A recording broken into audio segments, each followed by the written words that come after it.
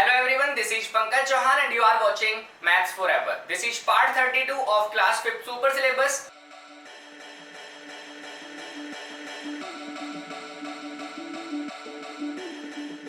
इस क्लास में हम पढ़ेंगे कि प्राइम नंबर्स क्या होते हैं एंड कॉम्पोजिट नंबर्स क्या होते हैं। चलिए शुरू करते हैं। देखिए मैं आपको बताने वाला हूँ classification of numbers. Classification of numbers, हम नंबर्स का पहले भी क्लासिफिकेशन पढ़ चुके हैं जिसमें मैंने आपको बताया था कि इवन नंबर्स क्या होते हैं एंड ओड नंबर्स क्या होते हैं। ठीक है, उसमें मैंने आपको ये भी बताया था जब हम नंबर्स को क्लासिफाई कर रहे हैं तो हमें ये पता होना चाहिए कि हम किस बेस पे क्लासिफाई कर रहे हैं। ठीक है, वहां पे हमने डिविजिबिलिटी के बेसिस पे क्लासिफाई किया था, मतलब नंबर 2 से डिविजिबल है तो हमने इवन बोला था, नहीं है तो उसको ओड बोला था। अब यहाँ क्या बेस होने वाला है, किस बेस पे क्लासिफाई करेंगे, क्या चीज देखेंगे हम यहाँ पे। तो यहाँ पे जो हमारा बेस रहेगा वो होगा आपका number of factors.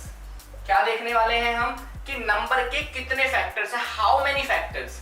Last class में हमने फैक्टर्स निकालना सीखा था, लेकिन यहाँ आपसे नंबर ऑफ फैक्टर्स की बात करेगा। ये नहीं पूछेगा फैक्टर्स कौन कौन है, नहीं, कितने फैक्टर्स है ये पूछा जाएगा। ठीक है, उसके बेसिस पे हम नंबर को नाम देंगे। ठीक है, क्या क्या नाम दे सकते हैं ये समझना है आपने। Prime number and composite number, किस नंबर को प्राइम बोला जाएगा और किस नंबर को कॉम्पोजिट बोला जाएगा ये समझते हैं। देखिए, जिस नंबर के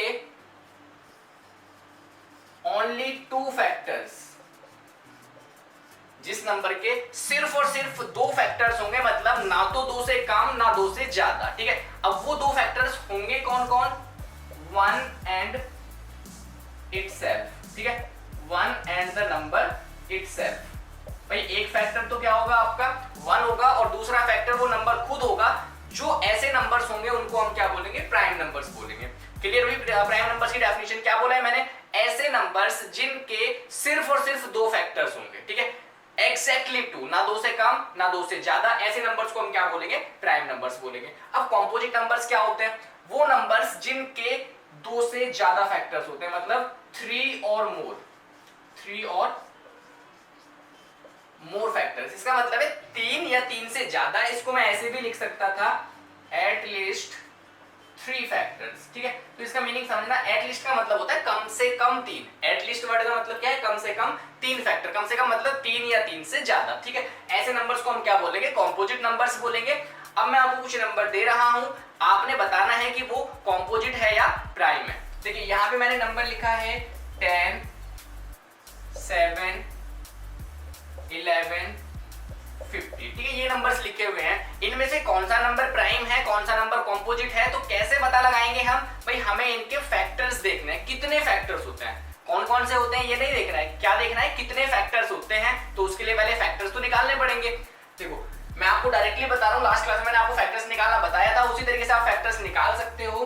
ठीक है, आप 10 को क्या लिखोगे, 1 into 10, और क्या लिखा जा सकता है इसको 2 into 5। ठीक है, इसके आगे कोई और फैक्टर नहीं होगा। तो हमारे पास फैक्टर्स कौन कौन आ जाएंगे, 1, 2, 5 एंड 10। 1, 2, 5, 10। कितने फैक्टर्स हैं, 4 फैक्टर्स हैं।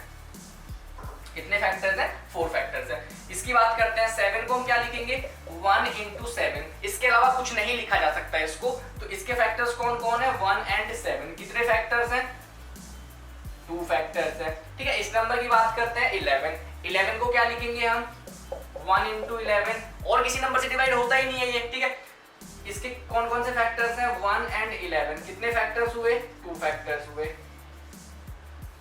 15, इसको हम क्या लिखेंगे, 1 into 15, 3 into 5। ठीक है, और नहीं होंगे इसके फैक्टर्स, तो इसके फैक्टर्स कौन कौन हो जाएंगे, 1, 3, 5 एंड 15। तो इसके कितने फैक्टर्स हैं, 4 फैक्टर्स हैं। अब देखो प्राइम कौन है, कॉम्पोजिट कौन है, डेफिनेशन यूज करनी है। जिस नंबर के 2 फैक्टर्स हैं उसको आप प्राइम बोलोगे, जिसके 2 से ज्यादा है उसको आप क्या बोलोगे, कॉम्पोजिट बोलोगे। तो इस नंबर के कितने फैक्टर्स थे, 4 फैक्टर्स थे। 10 के कितने फैक्टर्स हैं, 4। भाई 2 से ज्यादा है तो 10 कैसा नंबर है, कॉम्पोजिट नंबर है। ठीक है, 7 के कितने फैक्टर्स हैं, 2 फैक्टर्स हैं। अब जिसके 2 फैक्टर होते हैं उसको हम क्या बोलते हैं, प्राइम नंबर बोलते हैं। ठीक है, तो ये प्राइम है। 11 के कितने फैक्टर्स हैं, 2 फैक्टर्स हैं, तो 11 भी प्राइम है।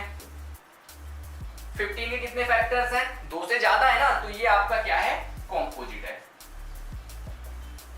आई होप कि आपको समझ आ गया होगा कि नंबर प्राइम है या कॉम्पोजिट है तो कैसे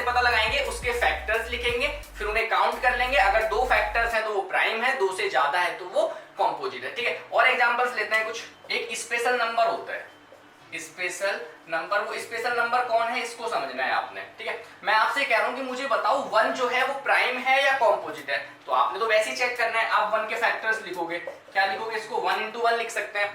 कितने फैक्टर्स हैं, सिर्फ और सिर्फ इसका एक फैक्टर है भाई। 1 को रिपीट हो रहा है तो 2 बार थोड़ा लिखेंगे, है तो वो 1 ही ना, तो एक फैक्टर है, ओनली 1 फैक्टर। अब ये बताओ मुझे, इसको प्राइम बोलोगे या कॉम्पोजिट बोलोगे? प्राइम किसको बोलते हैं, जिसके 2 फैक्टर्स होते हैं।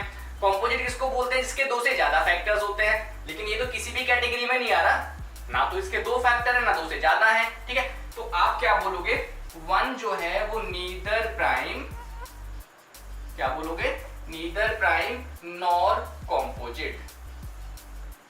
1 जो है ये स्पेशल नंबर है, ठीक है।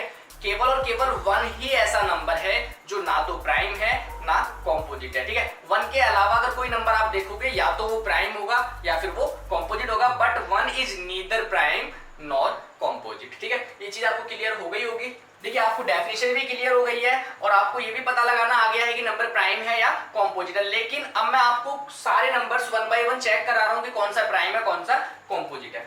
हमेशा ध्यान रखना, ठीक है, 1 और नंबर खुद, ठीक है, वो अपना फैक्टर तो होता ही होता है। इसके अलावा अगर आपको कोई फैक्टर मिल जाए तो नंबर कॉम्पोजिट होता है। 1 के अलावा और नंबर खुद के अलावा अगर कोई फैक्टर आपको दिख जाए, ठीक है, कोई ऐसा नंबर दिख जाए वो उसको डिवाइड कर सकता है, तो वो नंबर कॉम्पोजिट होता है। सिंपल है। स्टार्ट करते हैं 1 से।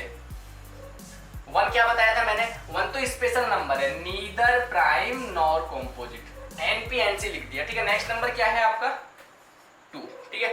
2 आप चेक करके देखना, 2 के जो है 2 ही फैक्टर्स आएंगे, एक तो 1 और एक 2, ठीक है। तो ये कैसा नंबर है, प्राइम नंबर है। नेक्स्ट नंबर है 3। 3 को भी आप देखोगे, इसके भी 2 फैक्टर्स होते हैं, निकाल के देख लेना। मैं किसी भी नंबर का निकाल के नहीं बता रहा हूं आपको, मैंने निकालना बता दिया है, ठीक है। इसके भी 2 फैक्टर होते हैं, तो ये भी प्राइम होता है। 4 के जो है 2 से ज्यादा फैक्टर्स आएंगे। मैंने आपको बोला था कि आपने क्या देखना होता है कि नंबर के खुद के अलावा और 1 के अलावा कोई फैक्टर तो नहीं है भाई। नंबर 4 है तो 4 तो फैक्टर होगा इसका, 1 भी होगा, इसके अलावा सोच लो आप 2 के टेबल में भी आता है 4, ठीक है। इट मींस ये कॉम्पोजिट हो गया। प्राइम नंबर को आप ऐसे भी समझ सकते हो कि जो वो अपने और खुद के टेबल में आए वो प्राइम है, ठीक है, और जो 1 के और खुद के अलावा किसी नंबर के टेबल में आ जाए वो कॉम्पोजिट है, ठीक है। 5 पे चलते हैं। 5 अपने और 1 के अलावा किसी के टेबल में नहीं आता, तो ये भी क्या है आपका, प्राइम है। 6 के 2 से ज्यादा फैक्टर्स होते हैं, मतलब 6 जो है अपने और 1 के अलावा किसी के टेबल में आता है। किसके टेबल में आता है, 2 के टेबल में भी आता है, 3 के टेबल में भी आता है, तो ये क्या है आपका, कॉम्पोजिट है। 7 प्राइम है, ठीक है। अब मैं फटाफट आपको बता रहा हूँ कौन प्राइम है कौन कॉम्पोजिट है। 8 कॉम्पोजिट है। 9 कॉम्पोजिट है, क्यों, क्योंकि ये 2 और 4 के टेबल में भी आता है, ये 3 के टेबल में आता है। 10 2 के टेबल में आता है, 5 के टेबल में आता है, कॉम्पोजिट हो गया। 11 प्राइम है, ठीक है। इस तरीके से आप 12 को देख सकते हो, कॉम्पोजिट है। 13 प्राइम है। 14 कॉम्पोजिट है। 15 कॉम्पोजिट है। 16 कॉम्पोजिट है। 17 क्या है आपका, प्राइम है। 18 कॉम्पोजिट है। 19 प्राइम है। 20 कॉम्पोजिट है, एंड सो ऑन चलता जाएगा। तो आगे किसी नंबर की आपको वैसे तो जरूरत पड़ेगी नहीं। अब एक चीज समझो, यहाँ पे सबसे छोटा प्राइम नंबर, सबसे छोटा प्राइम नंबर कौन है, 2 है। सबसे छोटा कॉम्पोजिट नंबर 4 है। ये चीज यहां से नोट कर लिया हमने, smallest prime number is 2 and smallest composite number is 4, ठीक है। फर्स्ट मतलब कुछ मैं आपको प्राइम नंबर्स लिखवा रहा हूं, ठीक है। प्राइम नंबर्स याद रखने हैं आपने, स्टार्टिंग के कुछ, सारे नहीं लिखवा रहा हूं, स्टार्टिंग के कुछ। 2 3 5 7 11, 2 3 5 7 11 एंड सो ऑन। आगे भी नंबर्स होते हैं ना, देखो यहाँ पे 13 था आपका प्राइम, फिर उसके बाद में 17 था, फिर 19 था। लेकिन स्टार्टिंग के इन नंबर्स की ही आपको मोस्टली जरूरत पढ़ने वाली है, तो ये तो आपके रटे होने चाहिए, ठीक है। हर एक को याद होना चाहिए कि 2 3 5 7 11, 2 3 5 7 11 क्या है, स्टार्टिंग के कुछ प्राइम नंबर्स हैं। कॉम्पोजिट की जरूरत नहीं पड़ेगी, फिर भी आपको पता होना चाहिए कि स्मॉलेस्ट कॉम्पोजिट नंबर क्या होता है, 4 होता है। और वैसे भी प्राइम नंबर्स को छोड़ करके जो बाकी बचे नंबर्स हैं वो क्या है आपके, कॉम्पोजिट। 1 को हटा देना है, लेकिन क्योंकि 1 को तो अलग कर देना है आपने, ना प्राइम है ना कॉम्पोजिट है, ठीक है। जो प्राइम है उनको छोड़ करके बाकी बचे नंबर्स क्या लिख देना है आपने, कॉम्पोजिट, ठीक है। 4 6 8 9 10 12 ये आपके कॉम्पोजिट, लेकिन उनका पता होना या ना होना इतना मेन नहीं है जितना प्राइम नंबर्स का, ये याद होने चाहिए आपको, क्योंकि आगे आने वाले कुछ टॉपिक्स कंप्लीटली इसी पे बेस्ड होने वाले हैं, ठीक है। तो 2, 3, 5, 7, 11 ये स्टार्टिंग के कुछ प्राइम नंबर्स हैं। अब देखो एक चीज नोट करो, इसमें आप ओड और इवन वाली बात देखो, कौन इवन है कौन ओड है। आप कहोगे 2 इवन है और बाकी आगे के जो नंबर्स हैं वो क्या है, ओड है। तो एक क्वेश्चन और बन गया यहाँ पे।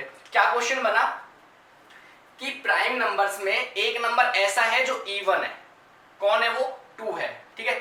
समझ लेना इस चीज को, 2 is the only even prime number.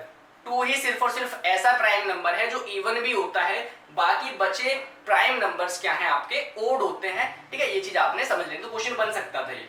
I hope कि आपको प्राइम नंबर और कॉम्पोजिट नंबर्स की डेफिनेशन समझ आ गई होगी। फिर से आपको बोल रहा हूं कि ये आपको प्राइम नंबर्स याद होने चाहिए, ठीक है। अब प्राइम नंबर और कॉम्पोजिट नंबर से रिलेटेड आप क्वेश्चंस इजीली सॉल्व कर सकते हो।